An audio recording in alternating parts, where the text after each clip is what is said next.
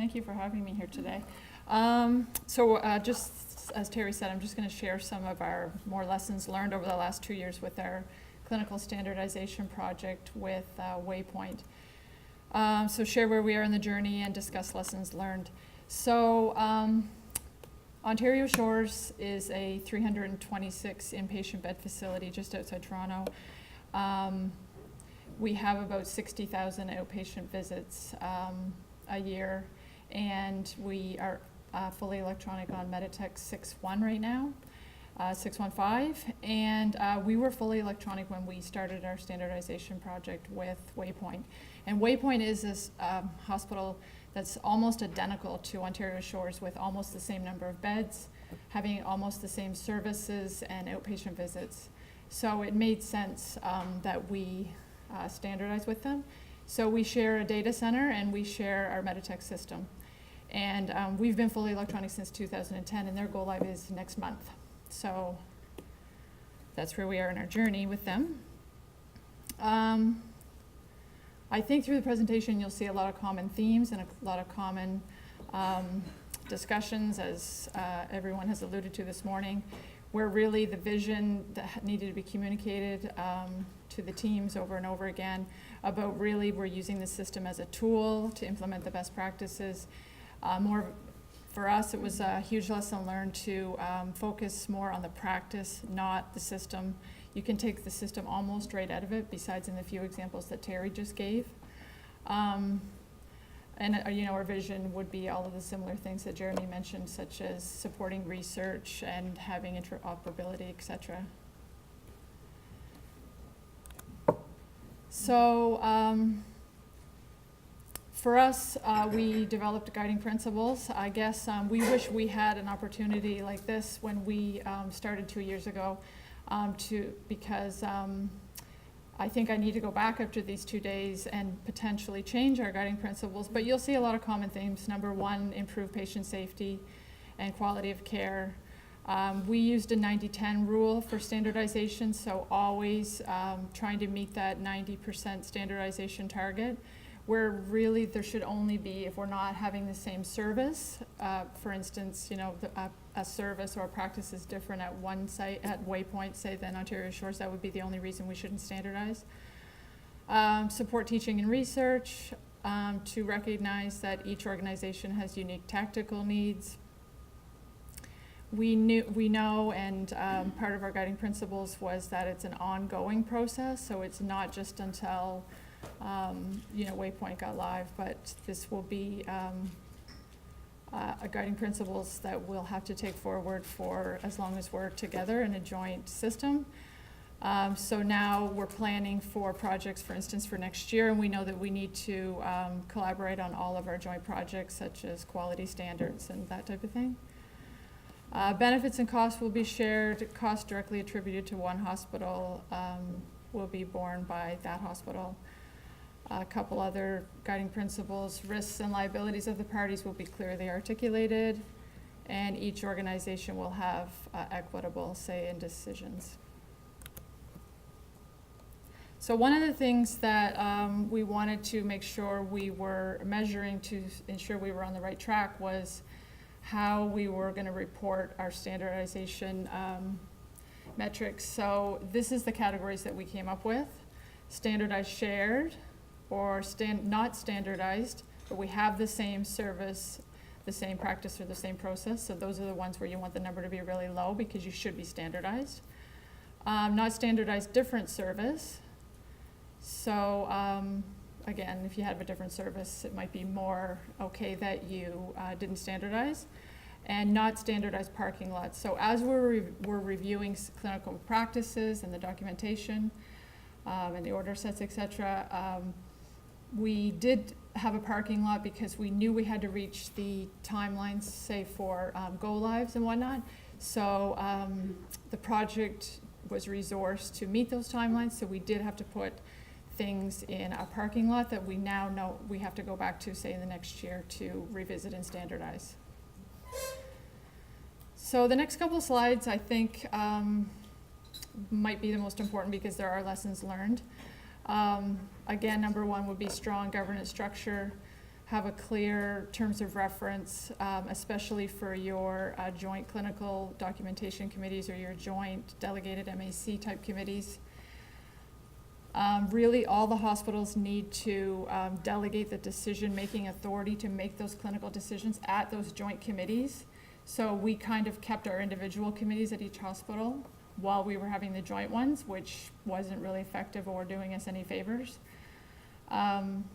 So we've learned to give up the control at the individual level and have the joint conversations only for the clinical standardization. We need strong clinical leaders to reinforce that everything has to be standardized to ensure the quality of care for all the patients.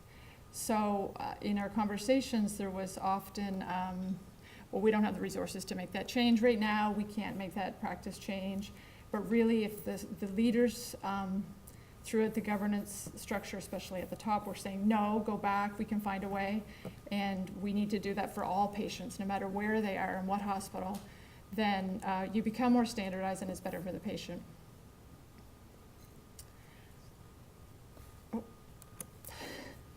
And strong project management, have a strong project plan that you follow with risk and mitigation, standard project management stuff, action logs, escalation processes. They really helped us. For us, we wish we took more time in the beginning to do some team building, face-to-face relationship building, because that's important up front, so when you get down the road and the difficult conversations, you have that relationships to fall back on to work through and get through those difficult times. We did a lot of OTN in the beginning, and that didn't work at all.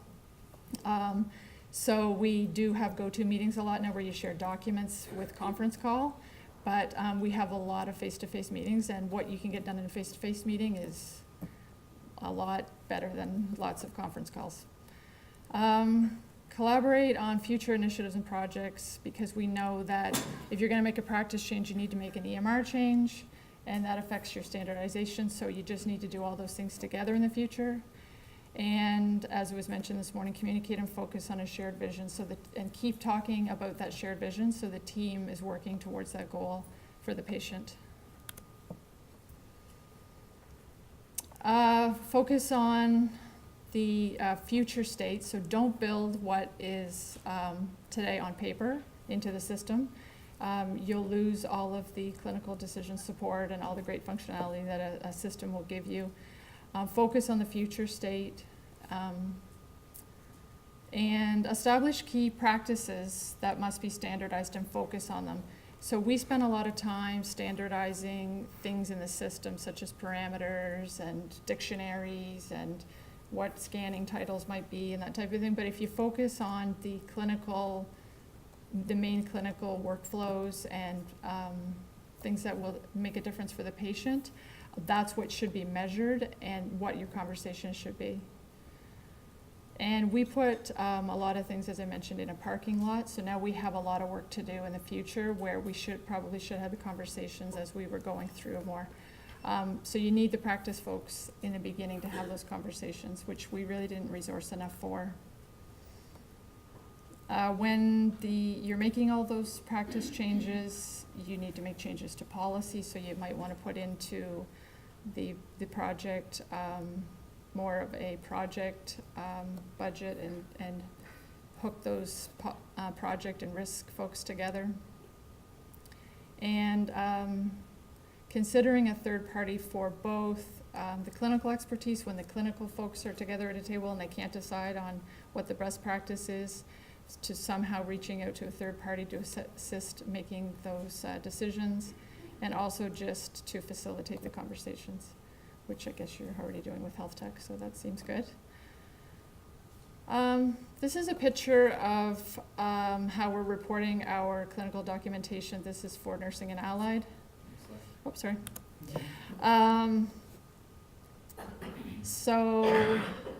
We decided in the beginning we reported by a template or a paper form or assessment, but now that everything's in the system, we measure it based on documentation section in Meditech, which many of you might be familiar with. So a form might have many documentation sections, a documentation section being a group of questions. So we might have 80% of that form being standardized, but just one group of questions, one doc section not standardized. So we report by doc section, and in October we're around 80% standardized and 20% not standardized. That parking lot that I mentioned a few times is not in here, so we're hoping that we're going to go back and revisit that parking lot, and the green will go up and will be a bit more standardized. Switching gears a little bit, this is our Meditech change request process. So for Ontario Shores, it's really important that we have a really strong governance structure for any change in the system, because our clinicians have been using it since 2010. So on a really high level, this is the change request process. Basically, there's two main groups of folks that review the changes, one being all the analysts to make sure that any cross impacts, system impacts such as interfaces or reports, that type of thing, and then the clinical committees to ensure that it's best practice. Not that you would be able to read this, but just in case the slides go out, this is our change request process in more detail. The other thing that we have another process for Meditech change control, so taking new code or a DTS or a fix in the system. So that's not this. This is actual like practice change and EMR change versus change control.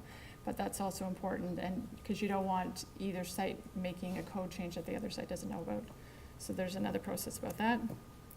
This again is our change request form. So really it's just, I just wanted to show because it really guides the requester or the analyst for all of the things they need to be aware of when they're going through to make a change, such as, did you change the policy? Did you do the education? Is it a copyright form? That type of thing. And just the last couple of slides are our governance structure that we use from the committee, or through the project, and then our governance structure that we have now. So all of the blue boxes are our working groups, and you can see across the, with the blue boxes, there's the clinical stream of work, administrative stream of work, data management or reporting, the technical, and the financial streams. So those were really the analysts doing the actual, build and decision making. Those working groups fed up to a leadership group where the leads to each one of those streams would come together with the project manager and some of the sponsors, which is the next box up, which really the sponsors group is the managers and directors of clinical informatics, practice, and IT and decision support. So there was a bit of a cross mix between the sponsors sat at the leadership group, so the communication decision making was appropriate. And then there's a partnership operations committee, which feeds into the steering committee. And you'll see at the side there is the joint physician advisory group and the delegated MAC. And we have a joint research group. The organizational change management was more for Waypoint, since they were just going live from paper to electronic system. And we also have our joint clinical documentation committee. So you'll see that it's a bit more streamlined now. So really the two main clinical committees are the streams at the bottom still. And the joint HIS is the technical group. So you have the clinical committees looks at all the changes and EMR documentation and order sets, etc. And then you have a joint HIS, which is the analyst looking at the system implications. And now, because next year and for probably ever, we'll have joint projects, such as we have like 10 to 15 projects next year jointly. The joint projects box is on there, which will feed up into our operations committee too. So those projects, such as Connecting Ontario, we're going to do jointly. Lots of optimization projects. quality standards, that type of thing. Those will all be joint projects that we'll do together that feed to operations. Thank you so much.